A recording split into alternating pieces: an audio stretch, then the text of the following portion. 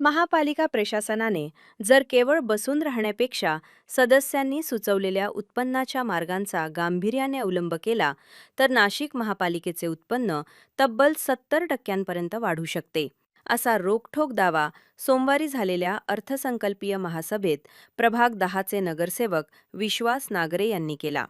महापौर हिमगौरी आहेराडके यांच्या अध्यक्षतेखाली झालेल्या या सभेत प्रशासनाच्या संथ कारभारावर सदस्यांनी ताशेरे ओढत उत्पन्न वाढीसाठी प्रयत्न करण्याची गरज असल्याचे म्हटले आहे. याचबरोबर नाशिक शहराला वीज बिलाच्या कचाट्यातून सोडवण्यासाठी नगरसेवक विश्वास नागरे यांनी आक्रमक पवित्रा घेतला असून शिवाजीनगर जलशुद्धीकरण केंद्र येथे सोलर प्लांटसाठी जागा उपलब्ध करून देण्याचा निर्धार त्यांनी बोलून दाखवला. यामुळे पालिकेच्या लाखो रुपयांच्या वीज खर्चात बचत होणार आहे.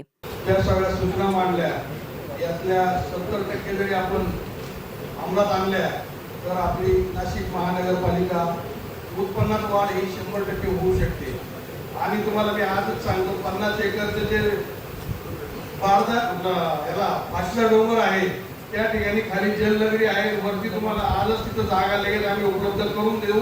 तुम्ही तिथं राऊंड मारा, सगळे तिथं जागा होईल. त्या अर्ध्या नाशिकचे लाईटचं काम आपलं तिथून होऊन जाईल. बाकी तुम्ही कुठं हे करायचं ते करा.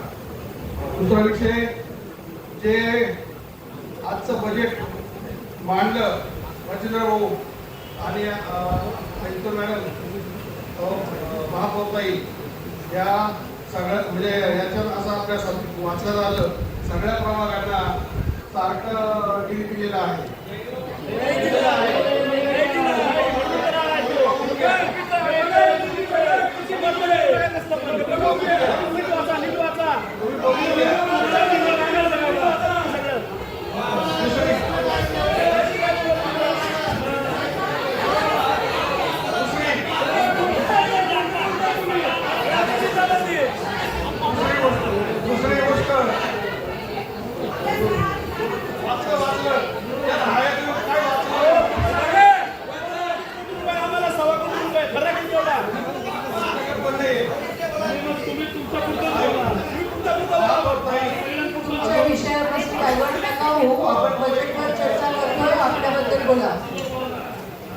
आणि मी विचारलं 122 नगरसेवकांना, आपण सगळे सारखे हे करताय, आपण काही लोक नाही एकमेकाची इथं प्रश्न म्हणजे आपण एकमेकाला सांभाळून घेणारे, काही कमी जास्त असं आमच्याकडे पण ग्रामीण भागामध्ये दुर्लक्ष झाले, तिकडे पण तुम्ही लक्ष द्या.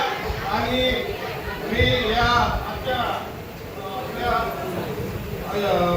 स्टँडिंग कमिटीचे जे सर्व सदस्य असतील यांनी जो हे मांडलं बजेट, त्याचं मी अभिनंदन करतो आणि थांबतो.